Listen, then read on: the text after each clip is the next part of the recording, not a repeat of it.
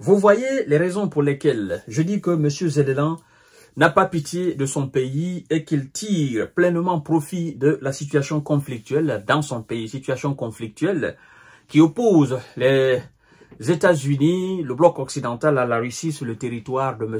Zelensky. Hier donc, je vous ai passé l'information comme quoi les éléments de M. Zelensky ont envoyé des drones dans l'espace aérien russe, drones qui ont été abattus. La Russie nous a parlé de 46 qui ont été abattus dans différentes zones de la Russie, notamment dans Belgorod où 17 ont été abattus. Et qu'est-ce que je vous ai dit?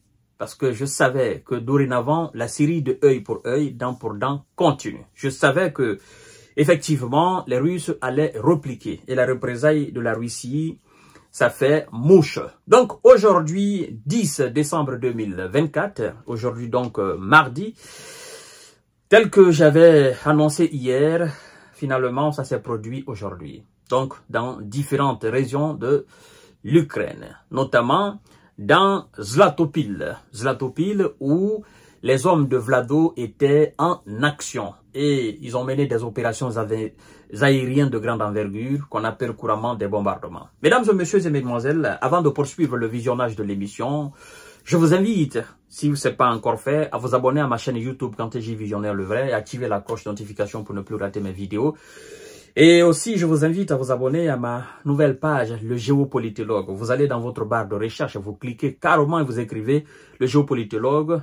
Vous verrez cette page-là que nous sommes en train de développer parce que nous sommes sur différentes plateformes d'information et de décortiquage, mesdames et messieurs. Donc, voilà, on nous annonce que 10 personnes ont été envoyées à l'infirmerie suite aux actions aériennes de l'armée russe dans la région ukrainienne de Zlatopil. Alors, 10 personnes ont été envoyées à l'infirmerie après 2 actions de très grande envergure russes dans la ville de Zlatopil, dans l'oblast de Kharkiv, dans l'est de l'Ukraine, a annoncé Oleg.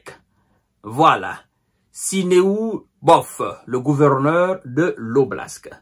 Et alors, dans ce message publié sur Telegram, il précise que sur ces 10 personnes, 2 sont des hommes de 49 à 59, et les 8 autres, il y a des darons âgés de 29 ans à 69 ans, selon Olesh Sineubov. 8 d'entre eux ont été hospitalisés, mesdames et messieurs, ça c'est dans la région de Zlatopil. Maintenant, dans d'autres régions, il y a eu malheureusement des envois au repos définitif. Et selon les autorités locales, 3 concitoyens de M.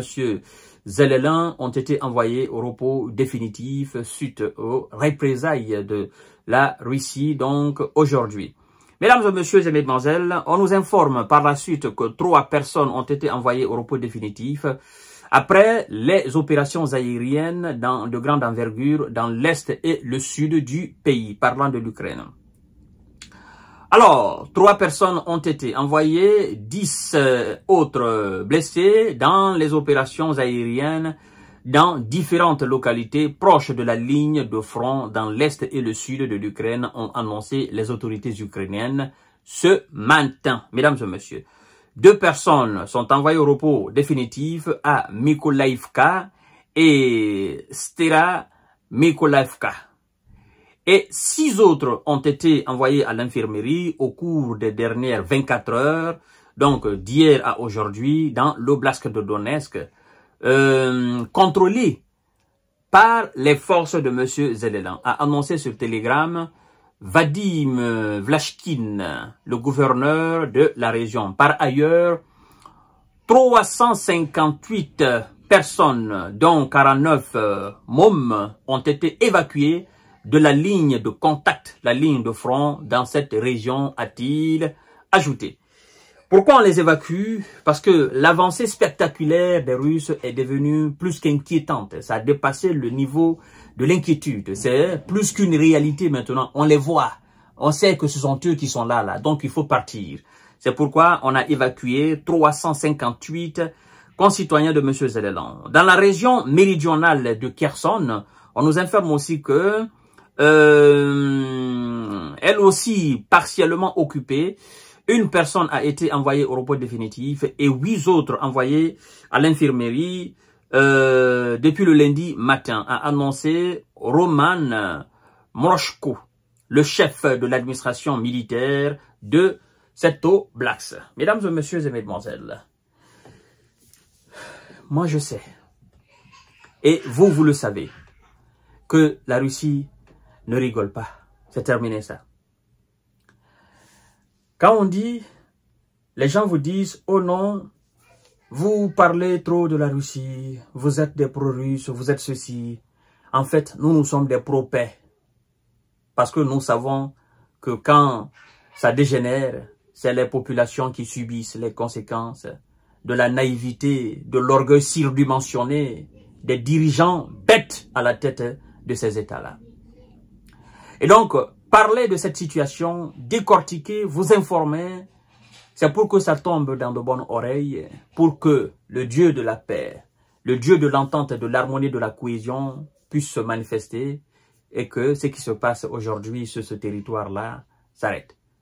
Zelelan, il boit tranquillement, il dort tranquillement, il se déplace tranquillement, il va au niveau des différentes chancelleries européennes, américaines. Il est dans le confort, il est bien protégé. Ce n'est pas le cas de ses concitoyens. Il ne doit pas penser à lui seul. Il ne doit même pas penser à lui, parce que lui, il est dans un confort. Il est protégé de gauche à droite.